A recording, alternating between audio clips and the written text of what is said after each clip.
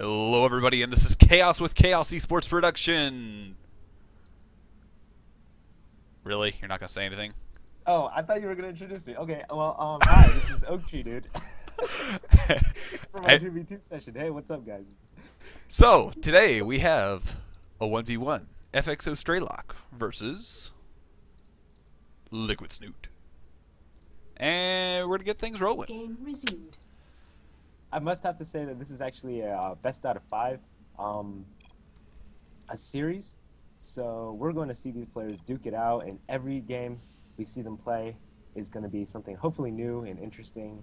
And yeah, really excited because LiquidSnute, I've been watching him a little bit, and he's pretty good. He's a really good Zerg player, actually. Strelok, I'm not too familiar with, but I mean, still, he's been picked up by FXO, so I'd imagine he's also pretty good. So far, Strelok pretty standard play. Going for a 9 SCV supply depot at his ramp. I don't know, anything exciting going on over there? No, not really. These guys are playing standard so far. I gotta say though, Daybreak ZVT is, I would say that's kind of actually Zerg favored. I actually like playing on Daybreak versus Terran, mainly because of the fact that the Zerg player has 3 bases immediately ready, as well as the option of where your 4th and 5th are going to be. And if you're ahead, or if you're just, screw it, if you're getting really harassed and in a really bad spot, what you actually can do is just go ahead and take both 4th and 5th expansion locations, and then whichever one you choose to defend thereon becomes your expansion, and you can also cancel before them. So I find that this map is really easy for the Zerg to play the macro game. Yeah. I think actually, wait, from the timing from the Terran right now, I think he's going CC first. That would be correct. Going to be a CC first. Yep, and it looks like Snoot also went hatch first, so both of them definitely looking for more of a macro game. So hopefully this will turn out to be something pretty exciting. What I find really interesting right now is the fact that neither, well, obviously the Zerg won't really scout except for the Overlord that's currently coming into the Terran's expansion, but the Terran player didn't scout at all. So if the Zerg player, if Snoot were to go, metagame him for a 6 pool or a 7 pool or an 8 pool, well, it'd be really bad for Strelok. But I reckon at the really high levels, they'll just like, screw it, we're not going to risk anything, this is a fresh build. Even if I get some gain, it's definitely not worth it. Let's just go stick with a metagame that, the really macro metagame that the pros scene is really familiar with. Meanwhile, on the other hand, if they decide to go all in, it'll be literally all in. You will not see at all any hesitation in that. So I find it interesting that Strelok has chosen to go with a fairly early gas.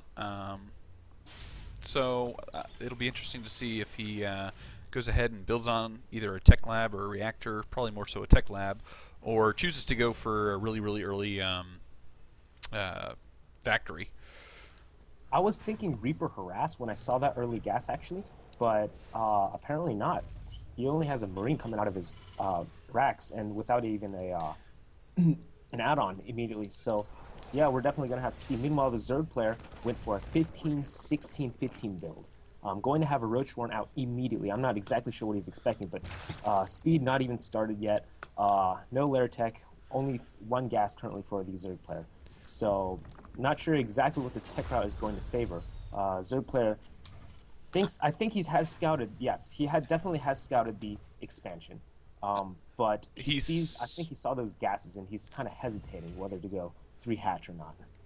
Yeah, so he has seen the gases. He still has yet to see the factory, though. So we do see kind of your standard opening with reactor Hellion kind of build, and then Strelok is choosing to put down a starport and get those medevacs up. I wonder if this is going to be kind of that the thing that all Zergs are feared nowadays with the the drops with the Hellbats. Well, definitely. I would think that, well, in order to do that, I think he has to go Mech for that to happen. And if that be the choice for our Terran player, it's definitely going to be an issue. Unfortunately, for Terran players, the recent nerf has banned them from taking 4 in 1 medevac. It's only Now, 2, one thing but I will note is Strelok still has no idea that roachers are on his front door, and wow. This is a big harass. Oh wow. I realized why Snoot didn't go for a 3rd hatch timing. It's because this gigantic harass is putting on exactly at the 7-minute mark. Usually you'd see Terrans trying to harass at the 9-minute mark, but Zerg says, you know what, I'll do it first and see what I can do out of it. So currently the unit's loss is currently favoring the Zerg with 150. Workers killed so far, 2 SCVs. I'm surprised Strelok hasn't chosen to lift up his CC. I mean, I understand he's still building. Okay, there we go. So these Widow mines are preventing the Zerg player from advancing too far forward, and the Banshee pops out. Okay, this is going to be an into the harass, but Strelok has definitely lost mine. Oh my lord, those things do so much. Wow, 4 Widow mines pretty much decimated everything. And that kind of leaves Snoot in an interesting position, because I mean, you know, he's gonna have to make units now. He's not gonna have really the opportunity to, you know, to build up that 3rd, you know, get all fully saturated on that 3rd anytime soon. He's choosing to get a Spore Crawler at his front, but I'm not. That's because of the Banshee. He saw the Banshee. Well, and the Widow mines. I mean, you've got both. Yeah, of them. that too. Oh, the Raven. A Raven is out, as well as an Armory. So Strelok is definitely favoring the Mech tech from our Terran player here. So we're going to see a lot of Siege Tank, a lot of Hellion, Hellbat, Widow Mine. That is a really interesting place to put those Widow mines, because I mean, when he does a big transfer with these drones, those drones are gonna have he's got the oh man, if those hadn't been on cooldown, that can he still see? He still doesn't see the one. Oh, there we go. Okay. He's gonna lose that queen though, that's for sure. Yeah. Wow, he loses the queen. Okay, so looks like Strelok is looking to expand behind all this kind of back and forth harass. Zerg is getting 1-1 out of the way just now, in fact. So thus far, it seems like the unit composition favored by our Terran player is going Hellbat tank, I think. Yeah, so far he's getting his +1 vehicle weapons, and yeah, let's see. So yeah, okay, we gotta harass at the 3rd. Quickly takes out those 2 Hellbats stationed around the area. Yeah. And he has to. Oh, Strelok has to cancel that orbital for now. Yeah. Still choosing to. Banshee's going to start dealing minuscule harass against those many Zerglings. 4 roaches and about 10, 15 Zerglings trying to take down the supply depot. Unfortunately, will it go down? Oh, yes, it does go down, but he's got 2 Hellbats right afterwards. Yeah, honestly, I think that was kind of a poor engagement, because, you know, he lost a lot of Lings, and he lost, you know, 4 roaches for practically nothing. Oh my god, Spire's on the way. Spire is almost done for our Zerg player. Wow, that is a huge tech switch. He sees the Hellbat and the Widow Mine and the tank production, and he said, you know what, I'm gonna go for a Muta switch. Wow, he's out metagaming him. I didn't realize that command center had that much damage on it to be burning. And then Snoot also denied the 3rd from going down in its typical location, so that's definitely got to be annoying for him. Yeah, definitely. It's gonna send a Viking over to take it out, and also send that Viking around. On the way from giant drop in the main of Snoot. So those Hellmats are gonna definitely be a little bit of a pain.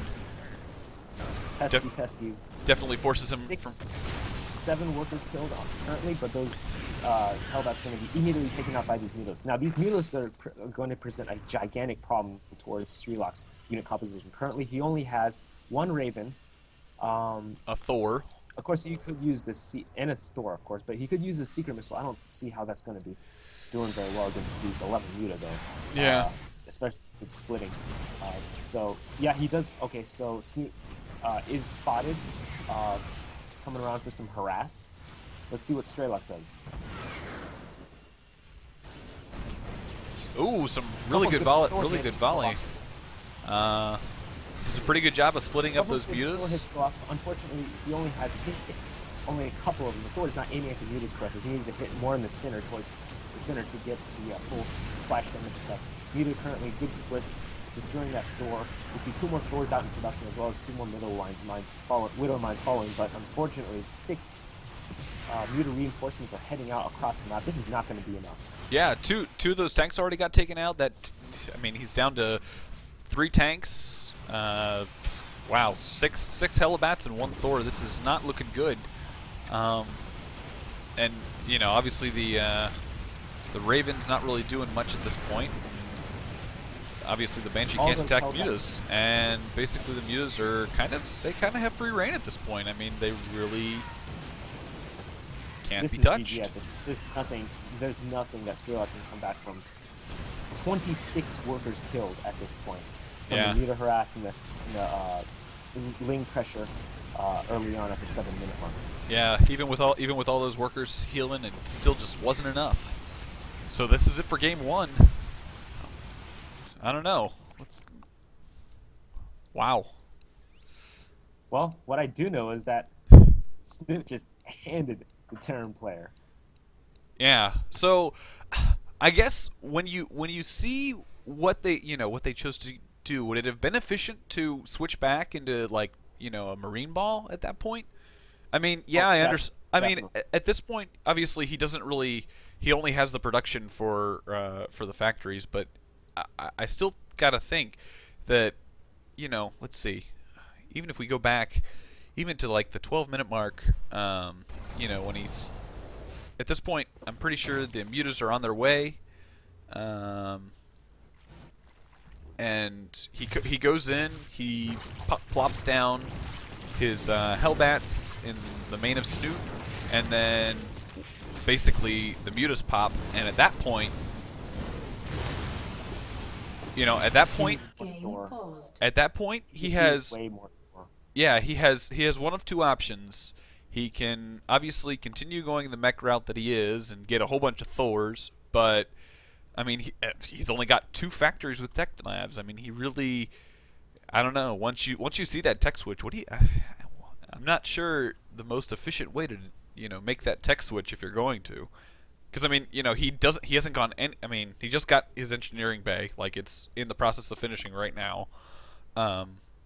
So upgrades for your Marines are too far behind. So yeah, at that point you're just kind of left in the dust. Definitely. I think Snute has his build pretty down solid. He went for an early completely land-based aggression, which forced lots of Hellbat and tank from our Terran player. And then he went for a sudden metagame switch. He completely took it out Muta. And in ZVT Mech, when the Terran goes Mech, you have to win by simply switching faster. And that's what Snute did. And if you really take advantage of that fact, you're going to abuse the Terran every single time. Snute was just way too fast for Strelok to keep up, and that's why Strelok lost. Okay, well, when we come back, we'll go on to game number 2.